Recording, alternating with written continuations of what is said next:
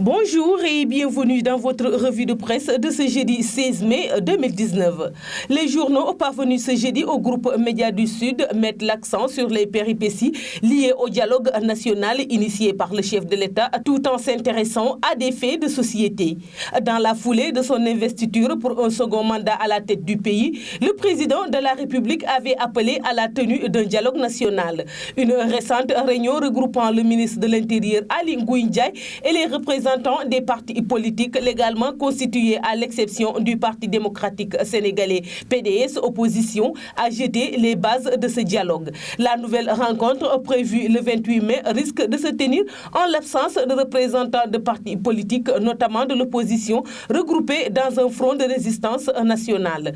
Le front de résistance nationale suspend sa participation au dialogue, annonce en appel à sa une Vox Populi. Selon le journal, ces partis d'opposition posent comme préalable la mise en place d'une commission cellulaire indépendante et l'engagement solennel du chef de l'État à appliquer les conclusions du dialogue.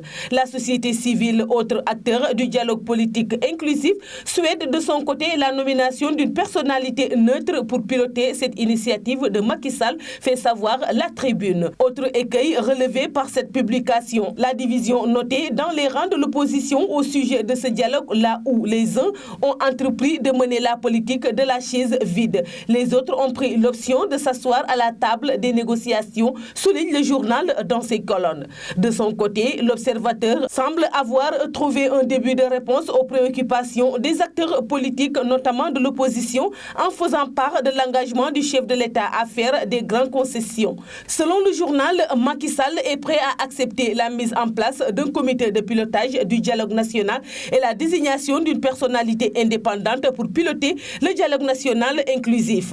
Entre le pouvoir et l'opposition, c'est presque une convergence de vues sur l'approche et l'organisation du dialogue national. Le profil du modérateur qui était la pomme de discorde semble désormais faire l'unanimité. Jusque-là, l'opposition posait comme condition principale la mise en place d'une commission cellulaire indépendante pour diriger les travaux, croit savoir le journal du groupe Futur Média.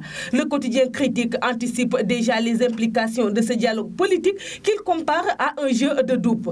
Face au pouvoir qui veut conserver sa longueur d'avance électorale pour mieux se mettre en orbite pour les élections locales, il faudra un génie politique qui transcende les frustrations primaires et les querelles d'ego. Autant le pouvoir cherche d'abord à se crédibiliser pour donner l'impression d'être ouvert au dialogue constructif et inclusif.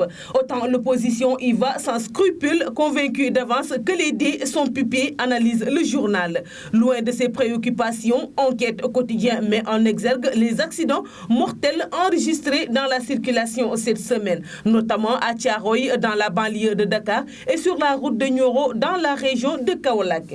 Au Sénégal, les mêmes inconséquences conduisent aux mêmes tragédies. 12 morts et une trentaine de blessés ont été dénombrés en 48 heures. Le permis à point, attendu pour être une panacée, se fait désirer, comme si Destin s'amusait à faire un clin d'œil macabre. Cette série de drames survient moins d'une semaine après la tenue de la Semaine nationale de la prévention routière où la question a été débattue à fond, s'élève la publication. La mortalité sur les routes due à des accidents est de l'ordre de 612 personnes en 2018 contre 635 en 2017, rapporte le journal en citant un rapport de la Brigade nationale des sapeurs-pompiers. Au Sénégal, il y a une crise d'autorité et morale. Ce sont là deux calamités qui ne font que déstabiliser une nation parce qu'engendrant une crise de repères, déplore le khalife général des Tidianes, Serigne Mbaye Sy Mansour, dans des propos rapportés par le quotidien. Du moment que Le Soleil met en relief le déplacement de Macky Sall à Paris, la capitale française, où 10 chefs d'État et de gouvernement et des mayas du net ont mis en place un front contre le terrorisme en ligne. Le journal évoque dans le même temps l'engagement du Sénégal en faveur de l'initiative dite Appel de Christchurch, nom de la ville néo-zélandaise victime d'une attaque terroriste perpétrée contre la communauté musulmane. L'auteur de cette attaque avait diffusé en direct sur un réseau social la vidéo de son carnage devenu depuis lors viral. L'appel de Christchurch est ainsi une initiative destinée à contraindre la propagation de cette forme de terrorisme en ligne. Le Sénégal soutient cette action pour un mode meilleur, renchérit Sud Quotidien, qui souligne par ailleurs le refus des États-Unis d'Amérique de s'engager en faveur de cette initiative. C'est tout pour la revue de presse parvenue à la rédaction du groupe Média du Sud. Merci de nous avoir écoutés. Quant à moi, je vous donne rendez-vous demain. Au revoir.